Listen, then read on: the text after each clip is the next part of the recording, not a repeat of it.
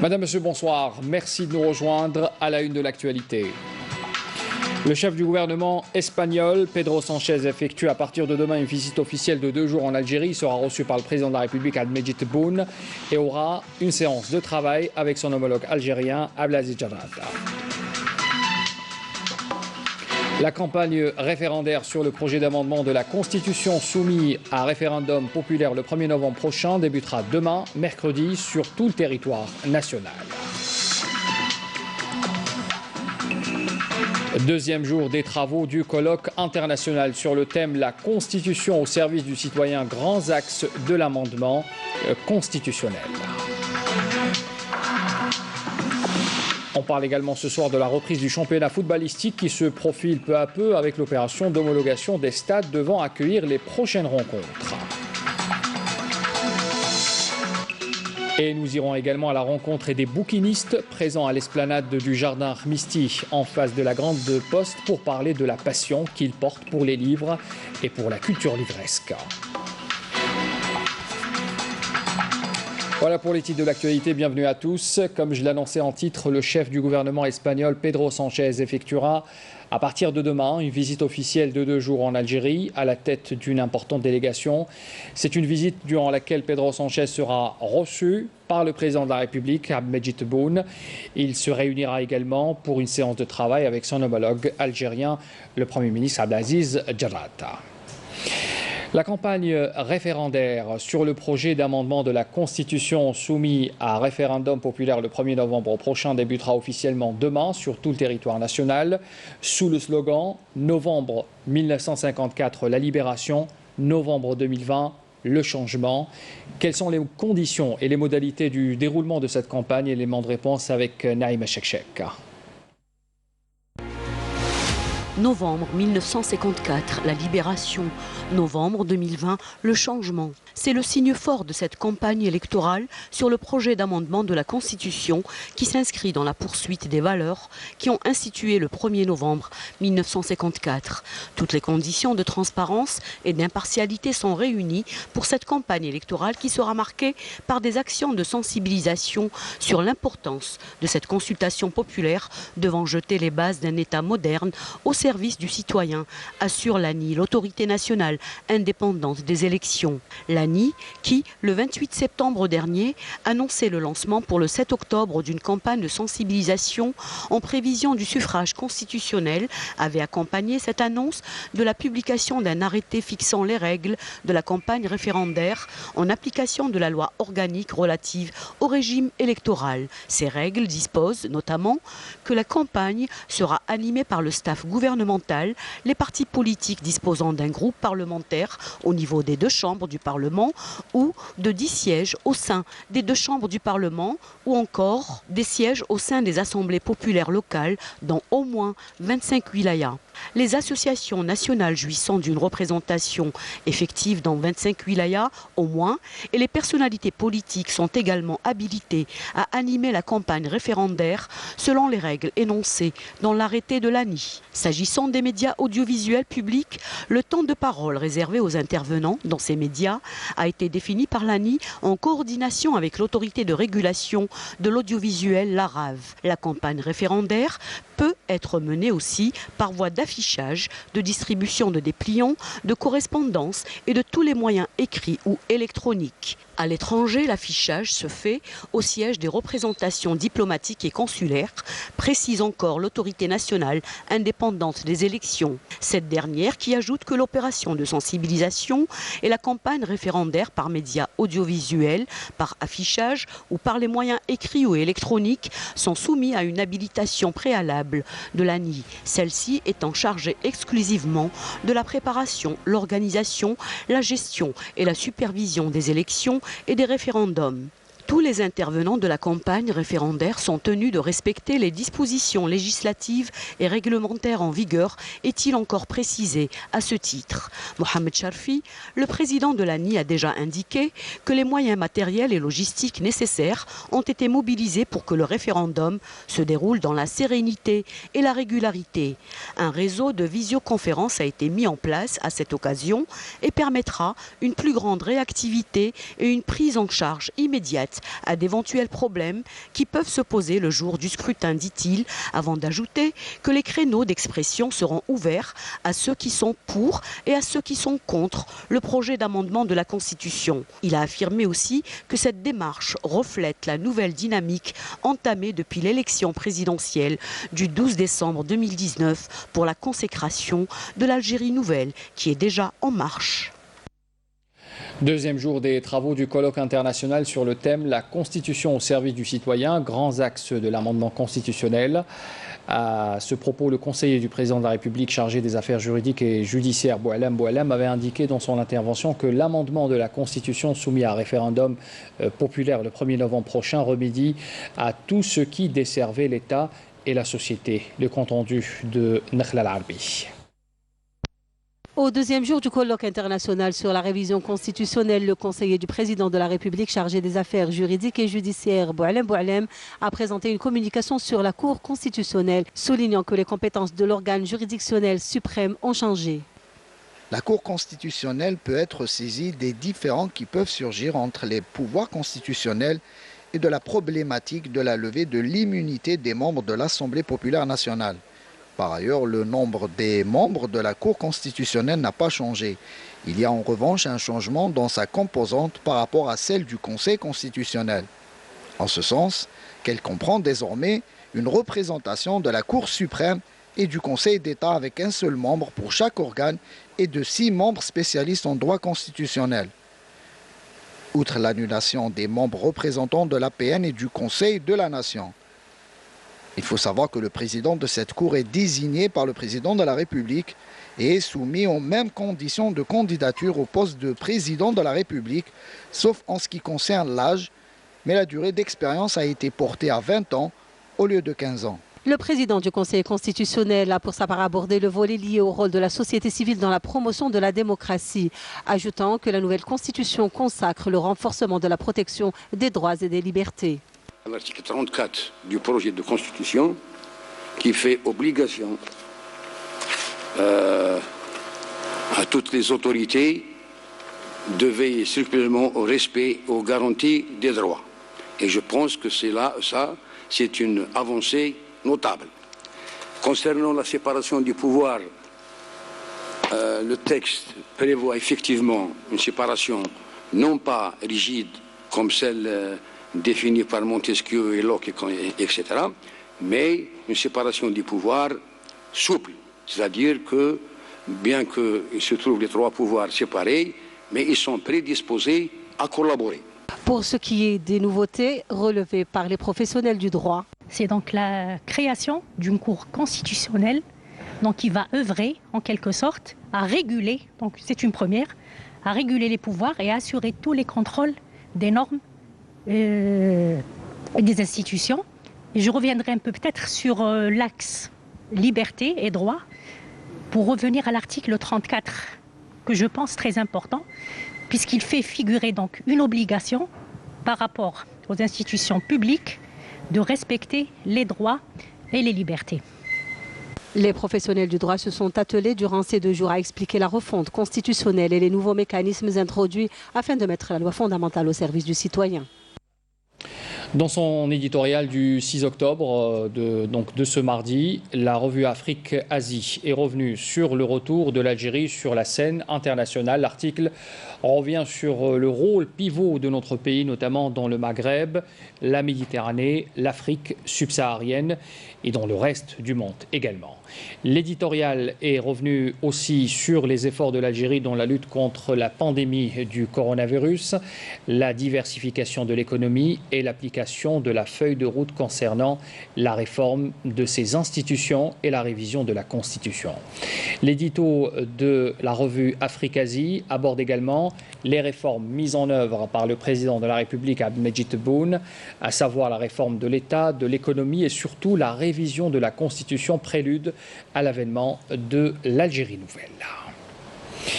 Dans le cadre de la coopération militaire entre l'Algérie et l'Espagne, la directrice générale de la garde civile espagnole, Maria Gámez, entame une visite d'une journée en Algérie accompagnée de sa délégation. Elle a été reçue par le commandant de la gendarmerie nationale, le général Nordin Gouesmia, au niveau du siège du commandement de la gendarmerie nationale où une séance de travail a été tenue. Alors, il faut rappeler que cette rencontre a porté sur les voies de coopération et d'échange d'expériences entre la gendarmerie nationale en Algérie et son homologue espagnol dans le domaine de la sécurité publique et la lutte contre le crime organisé.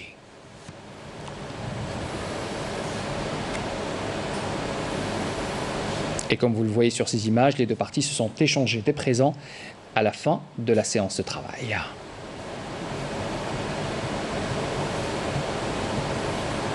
La directrice générale de la garde civile espagnole, Madame Maria Gámez, a été reçue également au niveau du siège du commandement des forces navales par le général Abdelaziz Chalel, commandant du service national des gardes-côtes relevant du commandement des forces navales.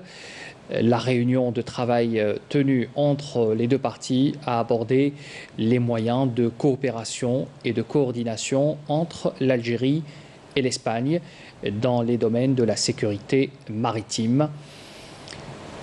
Voilà donc pour cette séance qui a été donc tenue entre les deux parties. Et puis cette visite a été poursuivie par une visite sur le terrain des unités flottantes, des gardes-côtes, effectuée également en présence de la délégation espagnole.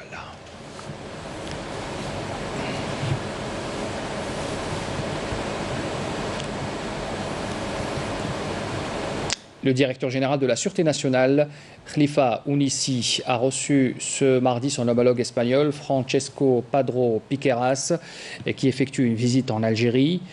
Il faut rappeler, bien sûr, que cet entretien entre les deux parties, entre le chef de la police espagnole et son homologue algérien, et bien sûr, les deux parties avaient souligné l'importance que revêt cette rencontre organisée à l'effet de consolider et de renforcer la coopération bilatérale et d'étudier les problèmes d'intérêt commun.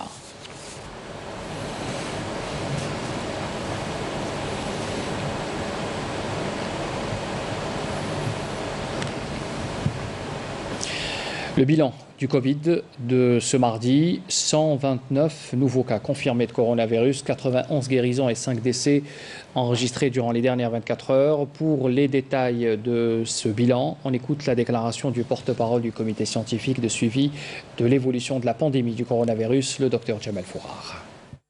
Aujourd'hui, le mardi 6 octobre 2020, nous allons vous donner, comme d'habitude, un point complet de la situation sur l'évolution épidémiologique de la Covid-19 en Algérie depuis le début de l'épidémie à ce jour.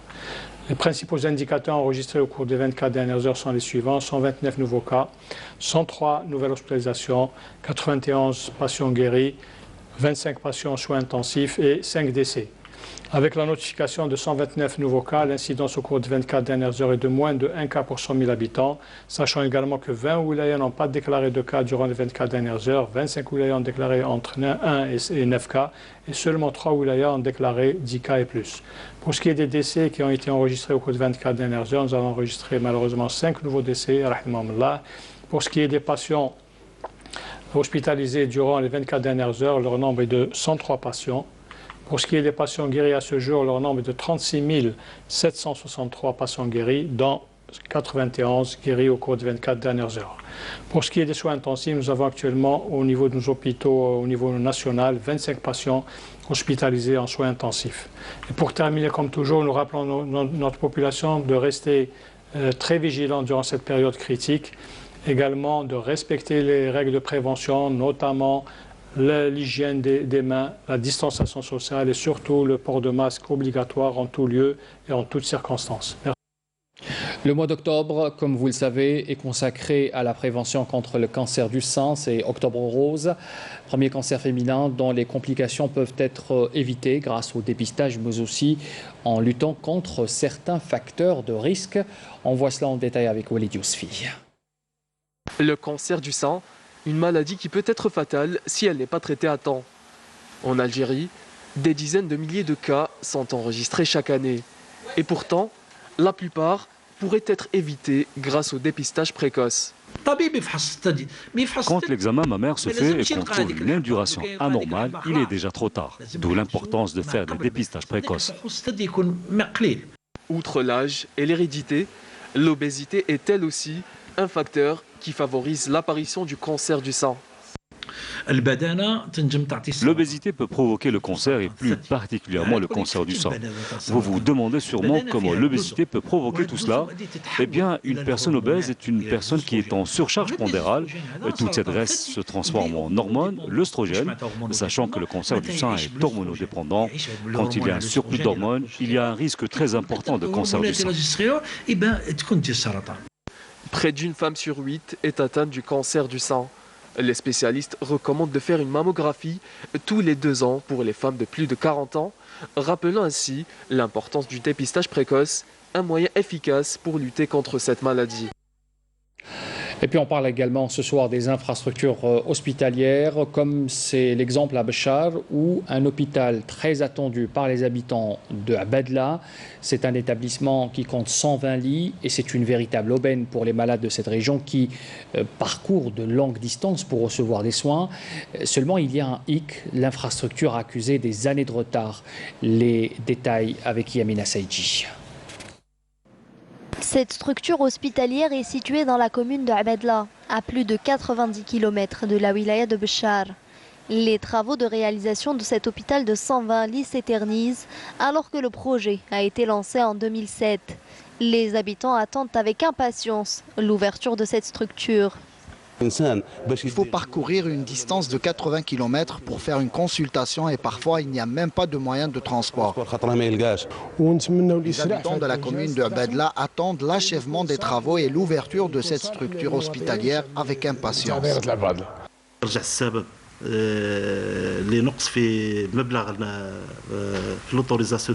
Jugé insuffisant, le budget a été revu à la hausse en vue de pouvoir parachever les travaux de réalisation et grâce à ce montant, nous pouvons finaliser les travaux d'ici à la fin 2021.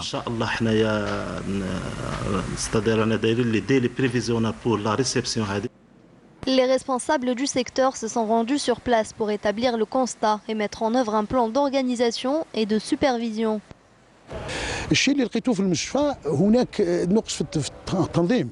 Nous avons constaté un manque d'organisation. Les ateliers ne sont pas organisés et les délais n'ont pas été respectés. Nous avons donc donné des instructions fermes et nous suivons l'avancée des travaux de très près. L'ouverture de cette structure sanitaire permettra d'alléger la pression sur les hôpitaux du sud du pays et d'atténuer par là même la souffrance de la population. Le Sahara occidental, on en parle également ce soir. Le Conseil national sahraoui appelle les Nations unies et toutes les organisations internationales des droits de l'homme à faire pression sur le colonisateur marocain afin d'appliquer toutes les décisions onusiennes et de se conformer surtout à la légalité internationale à l'effet d'organiser le référendum d'autodétermination du peuple sahraoui et d'aboutir à la décolonisation de la dernière colonie d'Afrique. Le président du Conseil, Hamma Salama, a d'ailleurs exprimé son indignation dans un communiqué de cette session extraordinaire quant au traitement abusif exercé par le Maroc contre les détenus sahraouis. Le sport, on en parle également ce soir avec la reprise du championnat footballistique qui se profile peu à peu avec l'opération aussi d'homologation des stades devant accueillir les prochaines rencontres. On fait le point avec Sid Ahmed Bouraïba. Les indicateurs de reprise de la saison footballistique 2020-2021 commencent à se dessiner petit à petit. Et c'est du stade Omar Hamadi de Boulourine que la commission d'homologation a débuté les inspections. Le taux d'avancement des travaux de réfection des différentes structures du stade ainsi que l'état de la pelouse étaient à l'ordre du jour. Comme vous le savez, le stade de Boulourine est en plein travaux. Nous avons donc émis quelques réserves. Mais dès que les travaux seront terminés, nous procéderons à une autre visite. La commission d'homologation a aussi rendu visite au stade du 5 juillet. Et le moins que l'on puisse dire est que les travaux réalisés ont ravi les membres de la commission.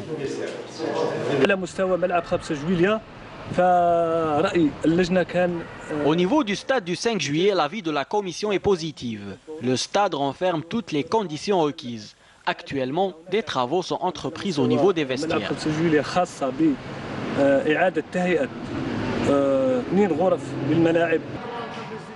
Au contraire, le stade Ahmed Falaq de Hidra ne répond pas aux conditions requises pour le déroulement des rencontres de Ligue 1 et notamment les normes de retransmission TV. L'accès déjà, le stade, moi je suis donc au départ, donc sans rentrer dans les détails, le stade Hidra, on ne peut pas faire un direct à partir de ce stade. Plusieurs stades attendent encore la visite de la commission d'homologation, seule instance habilitée à donner le OK pour le déroulement des rencontres. Pour finir ce journal, nous allons à la rencontre des bouquinistes présents à l'esplanade du Jardin Armistice en face de la Grande Poste pour parler de leur passion pour les livres et pour la culture livresque. Reportage Sihem Knoucha. Tôt, le matin, les bouquinistes d'Alger Centre s'installent. Là, face à la Grande Poste, un espace est dédié à la culture et à la lecture. Des livres et il y en a pour tout le monde, pour toutes les générations, bibliothèque rose et verte, pour les jeunes lecteurs, des livres de musique, des romans, des livres d'histoire. Ceux qui passent par là sont toujours interpellés par un petit trésor. Alors voilà, j'avais en tête d'acheter un roman policier. Puis finalement, je suis tombé sur un roman, je l'ai acheté. C'est quoi le titre du roman? Alors c'est Balle de charité. Pour le moment, disons que je varie un peu les plaisirs. Pour le moment, je varie un peu les plaisirs. Par exemple, là maintenant, j'ai un titre d'Albert Cohen entre les mains, qui est Belle du Seigneur. C'est un titre, disons, assez connu. La plupart de ces bouquinistes se sont retrouvés dans ce domaine, guidés par leur grande passion pour le livre. À vrai dire, je fais ça beaucoup plus par passion que par esprit éducatif. Voilà. C'est-à-dire, si je suis venu au livre, à vendeur de livres, je dis les bouquinistes, c'est par hasard. Hein. Bon, à vrai dire, moi j'étais dans la presse. Alors j'ai pris ma retraite et puis un beau jour, j'ai dit, bon, j'ai quelques livres à la maison, je vais essayer de m'en débarrasser. Je suis venu là, bon, on n'avait pas de table, on déposait ça par terre. Et puis je commençais à l'écrire. Et puis une jeune fille qui vient me dire, voilà monsieur, vous achetez des livres? À côté des livres, des disques vinyles, des anciens titres, un véritable paradis pour les nostalgiques. En matière de livres, il y a 1000 approches et 1000 accroches. Un auteur a dit un jour que de pays en pays, que de balade en balade, rien n'est tout à fait différent. Le rappel des titres avant de clore ce journal. Le chef du gouvernement espagnol, Pedro Sánchez, effectue à partir de demain une visite officielle de 2 jours en Algérie. Il sera reçu par le président de la République, Al-Medjid Tebboune, et aura une séance de travail avec son homologue, Abdelaziz Jabad. La campagne référendaire sur le projet d'amendement de la Constitution soumis à référendum populaire le 1er novembre prochain débutera officiellement demain, mercredi, sur tout le territoire national. Deuxième jour des travaux du colloque international sur le thème « La Constitution au service du citoyen, grands axes de l'amendement constitutionnel ». La reprise du championnat footballistique se profile peu à peu avec l'opération d'homologation des stades devant accueillir les prochaines rencontres. Et puis nous sommes allés à la rencontre des bouquinistes présents à l'esplanade du Jardin Armistice en face de la Grande Poste pour parler de leur passion pour les livres et surtout pour la culture livresque. Fin de ce journal, merci d'avoir suivi. Les adresses pour les replays et l'info en continu s'affichent au bas de votre écran. Très bonne soirée à tous, à demain.